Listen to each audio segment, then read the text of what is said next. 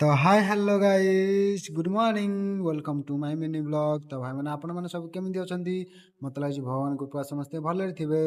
ତ ଆଜି ମୁଁ ଟିକେ କମ୍ପାନୀ ଯିବା ଥିଲା ତ ମୁଁ ଜଲ୍ଦି ସେ ଗାଧେଇ ଫାଧେଇ ପଳେଇ ଆସିଲି ଖାଇବାକୁ କାହିଁକି ନା ଆଜି ଦେଇଥିଲା ବ୍ରିଞ୍ଜି ରାଇସ୍।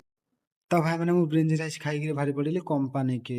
ତ ଭାଇ ମାନେ ମୁଁ ଫ୍ଲିପକାର୍ଟରୁ ଦୁଇଟା ପ୍ୟାଣ୍ଟ ଅର୍ଡ଼ର କରିଥିଲି ତ ପିନ୍ଧିଲା ବେଳକୁ ବଡ଼ ହେଲା ବେଳକୁ ମୁଁ କହିଲି କମ୍ପାନୀରୁ ନେଇକି ଟିକେ ଛୋଟେଇ ଦେବି ତ ପ୍ୟାଣ୍ଟ ଧରିକି ପଳେଇ ଆସିଲି କମ୍ପାନୀ କି। ତ ମାନେ ଏଇଠି ମୋର ସବୁ ସାଙ୍ଗସାଥି ମାନେ ବସ୍କୁ ୱେଟ୍ କରୁଛନ୍ତି ବସ୍ ଆସିଲେ ଯିବ ବୋଲି ତ ସେମାନଙ୍କୁ ମୁଁ କହିଲି ଟିକେ ହାଇ କରିଦିଅ। ତ ସେମାନେ ହାଇ କରିସାରିଲା ପରେ ବର୍ତ୍ତମାନ ପଳେଇ ଆସିଛି ବସ୍।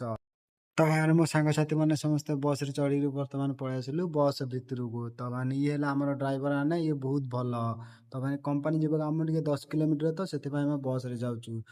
ତ ଭାଇମାନେ ବର୍ତ୍ତମାନ ଆମ କମ୍ପାନୀ ପଳେଇ ଆସିଛି ତ ସବୁ ପିଲାମାନେ ଓହ୍ଲେଇକି ଯାଉଛନ୍ତି। ତ ଭାଇ ବର୍ତ୍ତମାନ ଏବେ କମ୍ପାନୀ ଭିତରୁ ଆମେ ପଳେଇ ଆସିଛୁ। ତ ଏଇଠି ଆମ ଷ୍ଟାଣ୍ଡରେ ଚପଲ ରଖି ଚାଲିଲୁ ଭିତରକୁ। ତ ଭାଇମାନେ ଭିତରକୁ ଗଲାବେଳେ ଆମେ କଲୁ ପଞ୍ଚିଂ କଲାବେଳେ ପଳେଇ ଆସିଲୁ ଲାଇନ୍। ତ ଭାଇମାନେ ଆମ ଲାଇନ୍ରେ ଟିକେ ସେତେ କାମ ନଥିଲା କାହିଁକିନା ଆମେ 5 ଦିନ ଆଗରୁ ପିସି ମାରିକି ଟ୍ରିଟମେଣ୍ଟ ଦେଇଦେଇଛୁ।